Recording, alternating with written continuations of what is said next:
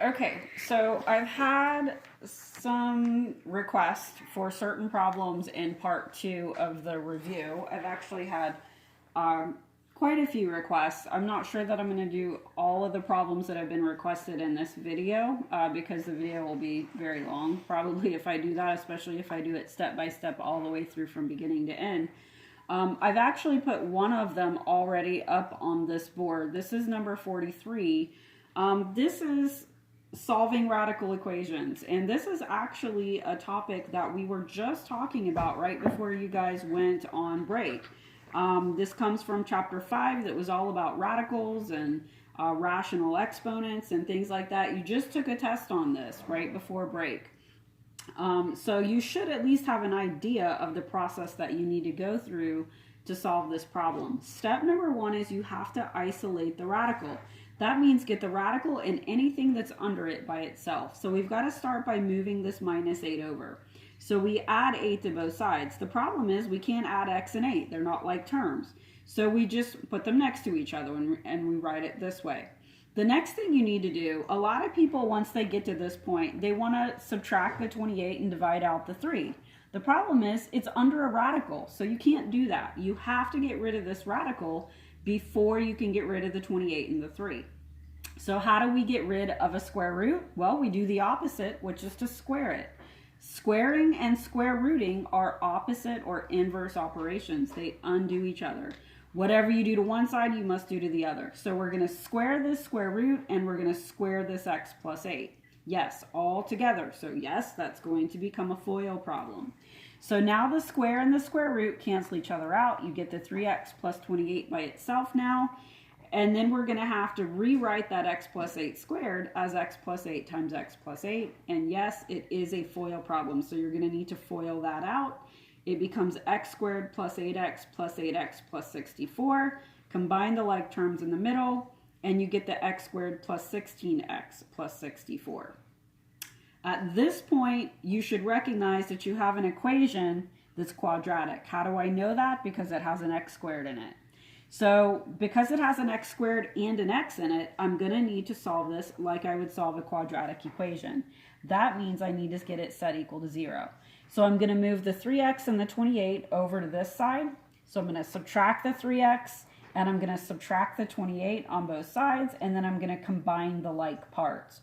So this now becomes 0, the x squared comes down, combine the 16x minus 3x to get 13x, 64 minus 28 becomes the plus 36. Now once you get to here, you have a choice. You can use the quadratic formula. Some of you guys love that. You use it for everything.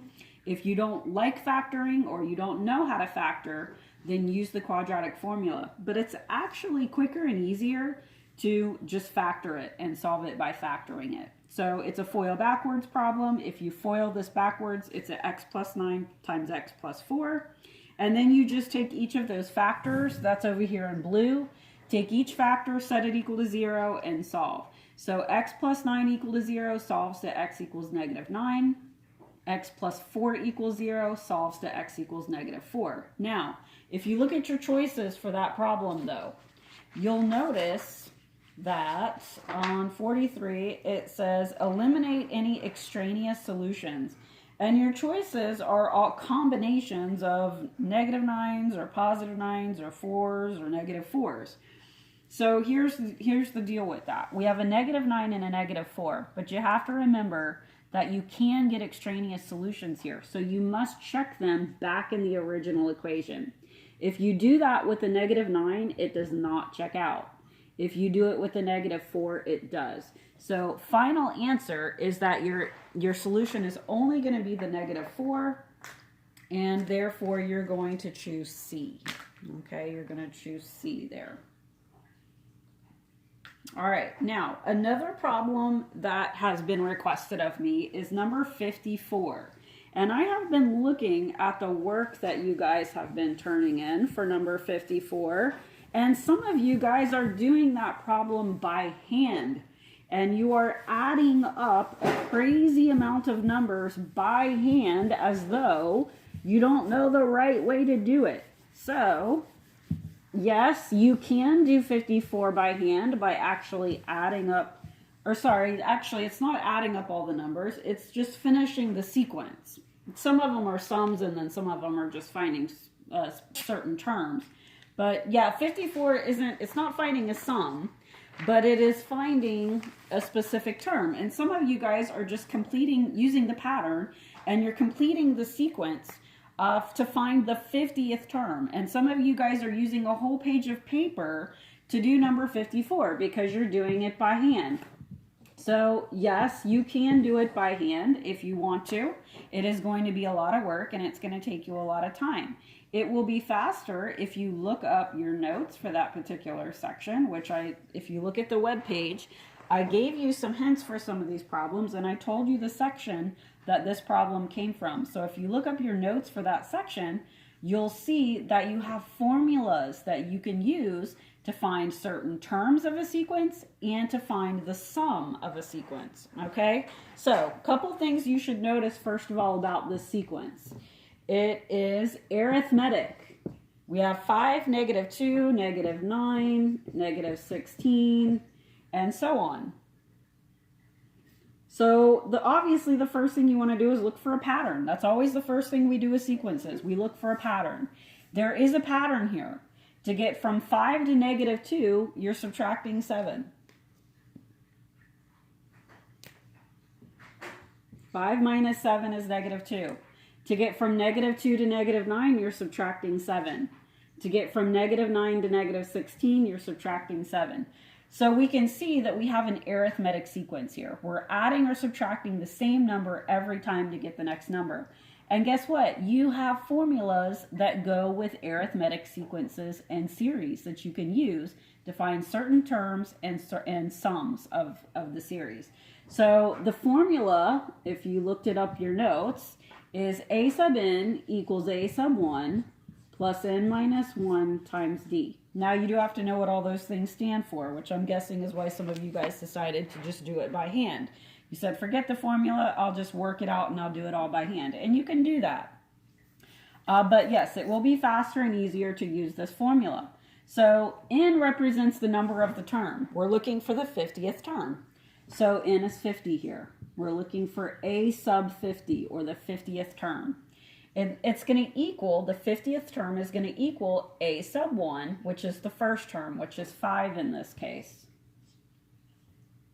plus parentheses, n is the number of the term. I'm looking for the 50th term, so n is 50, minus 1, times d. Now you may have forgotten what d represents. D is the common difference. That's the number that's being added or subtracted every time to get the next number. Well, that's going to be a -7. Yes, it needs to be negative because you're subtracting each time. So your common difference is going to be negative.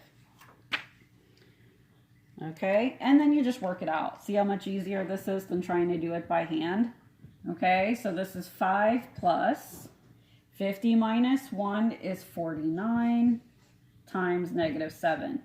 Make sure you follow order of operations. Do the multiplication first and then do the addition. Okay, and if you finish working that out, you should get letter C for an answer, which is -338.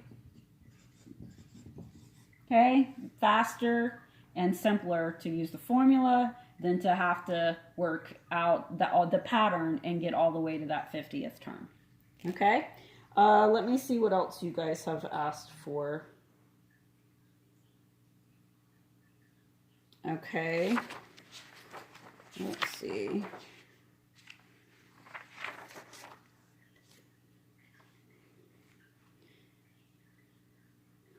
Okay, some of the questions that have come up have been on the inverse questions. 47 and 48 are both inverse questions.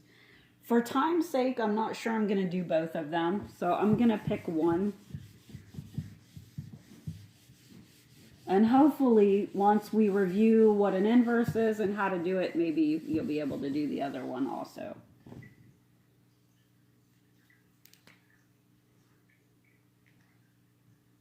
Let's look at 47.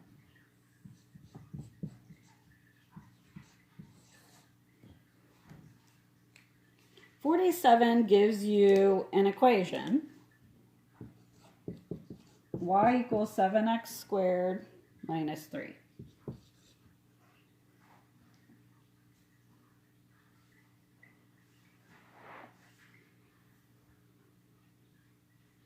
And it says, what is the inverse of the given relation? So it's asking you to find the inverse. And by the way, if you look at number 48, 48 has this symbol in it that looks like this.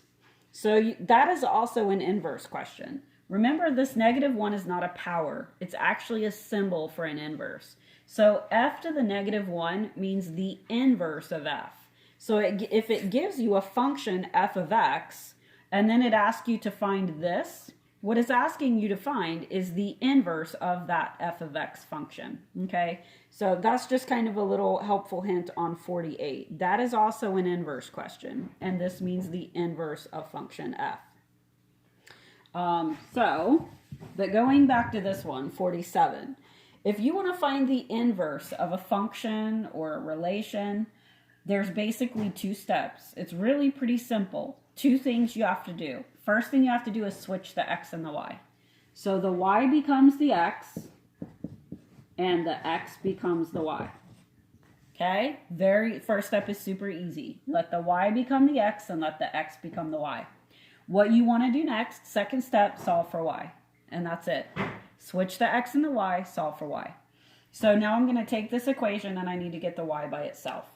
It's a couple steps to do that. First thing we need to do is move this -3 over, so we're going to add 3 to both sides. That's going to give us an x plus 3 is going to equal a 7y squared. Now, to get the y by itself, I now need to get rid of this 7, so I'm going to divide that out on both sides. It cancels here. I now have y squared equals x plus 3 over 7. Now, we were just talking about how to get rid of a square root. Now we need to get rid of a square. Well, guess what? We just talked about how a square and a square root are opposite or inverse operations. They undo each other. So if you want to get rid of this square, square root it. Okay? So here, I'm going to go ahead and rewrite it down here. So I now have x plus 3 over 7 equals y squared. To get rid of the square, I'm going to square root it. And whatever I do to one side, I must do to the other. So the square root and the square cancel each other out. I now have y by itself, and it's going to equal this square root. Now, if you look at your choices on 47,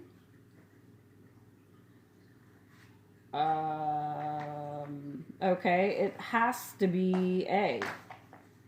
47 has to be A. That's the only one that has a square root of an x plus 3 over 7. Now you'll notice if you look at it that it does have a plus or minus symbol in front of it. The reason why it has a plus or minus symbol in front of it is because whenever you square root something, there's actually 2 possibilities. The positive of that square root and the negative will both work. So that's why you see that plus or minus symbol in front of it. Okay, so this is going to be A. Now, I'm going to let you guys do 48. I'm not going to do that one for you. Now that I've kind of showed you how to do 47, that's an inverse question.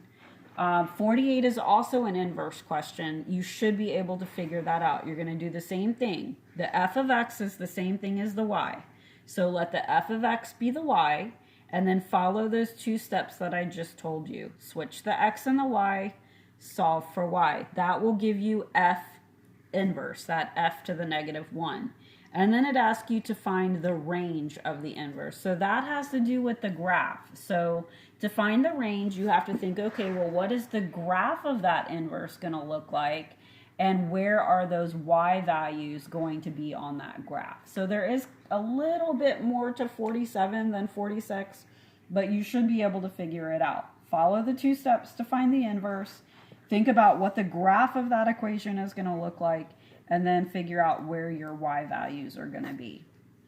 Okay, let me look and see if there's anything else that... Okay, there's actually one other thing. Function compositions. So some people have asked about 46 and 49, which are both function composition questions.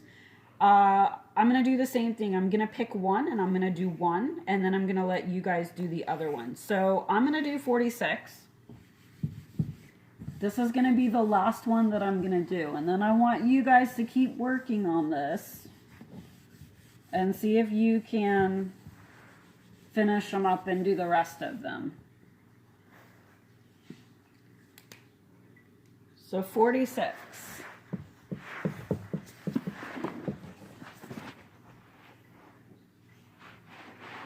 Okay. We have two functions here. We have an f function.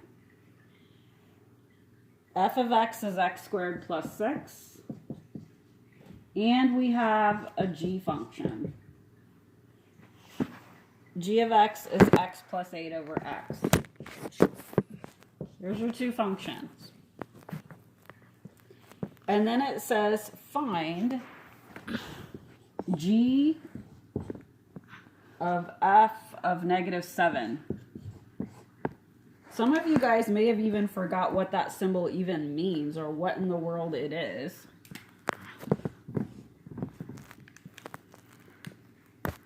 This is how you say it. G of f of negative 7. Okay, the little circle means a function composition. And this is actually a more recent thing we've talked about too. It hasn't been too long since we've done function composition. But it was probably something new. It's probably something you've never done before. Just remember, it's basically just a plugging in thing, but you have two functions here that you're plugging into. So you always work from the inside out. So you're going to plug into function f first. Then after you plug into function f, you're going to take what you got for that and you're going to plug that into g. Okay? So what we need, remember, this is like your f of x. So what that's saying is plug in negative 7 for x into your f function. So you have to come up here to your f function, and you need to plug in negative 7 for x. I'm going to do it down here. Here's my function. So f of negative 7 is going to be negative 7 squared plus 6. So negative 7 squared is going to be 49. Add 6, and you're going to get 55. Okay? That is this part of the problem. I now know that f of negative 7 is 55. The second part of the problem is you're now going to take, this now becomes the input into function g. So this is like your new x value that's going to plug into g. So we now need to find g of 55. This becomes the new problem. This is like your new x. This is what you're going to plug in for x into your g function. So now you're going to come back up here to function g, and you're going to plug in 55 in for x. So that's going to become 55 plus 8 over 55. That's going to be your answer once you figure that out. So 55 plus 8 is going to be 63. And then you're going to divide that by 55. So let's look at our choices. Okay, so if you look at your choices, it leaves it in fraction form. So I'm looking at choice D, and it says 63 over 55. That looks like my best option right there. So 46 is going to be D. Now, 49, now that we've talked about what an inverse is, now that we've talked about what a function composition is, you should now be able to do number 49, okay? It's giving you function g, and it says find g inverse of g of 4. So the first thing you're going to have to do for 49 is find the inverse of g. So switch your x and your g of x is like your y. Switch your x and your y, solve for y. Okay? then that will give you G inverse.